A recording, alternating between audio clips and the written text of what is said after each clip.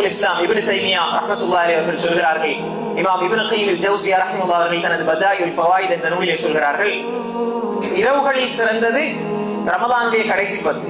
இரவுகளில் சிறந்தது ரமலானுடைய கடைசி 10. ஏனென்றால் நம்ம இப்படி யோசிக்கலாம், சில பொழுது நோன்பு பிடிக்கிறேன் தானே, அதை வச்சு அது சிறப்பாக இருக்கும். அப்படி அல்ல, ரமலானுடைய கடைசி 10 இரவுகள் சிறந்தது இரவுகளின் அடிப்படையில். ஏனென்றால் லைலத்துல் கத்ர் கைரும் மின் அல்ஃபி ஷஹர், லைலத்துல் கத்ர் கைரும் மின் அல்ஃபி ஷஹர், அந்த ஒரு இரவு 1000 மாதங்களை விட சிறந்தது. பகல்களில் சிறந்தது எது? துல்ஹஜ்ஜினுடைய 10 இரவுகள். அங்க லைலத்துல் கத்ர் வருவதனால் அந்த கடைசி 10 இரவுகள் சிறப்புக்குரியது. ஏன்னா கடைசி 10 இரவுகளில் ஒற்றைப்படையான இரவுகளில் நீங்கள் தேடிக்கொள்ளுங்கள் லைலத்துல் கத்ர். லைலத்துல் கத்ரில் நின்று வணங்கினால் அவருடைய முன்பாவங்கள் மன்னிக்கப்படும்.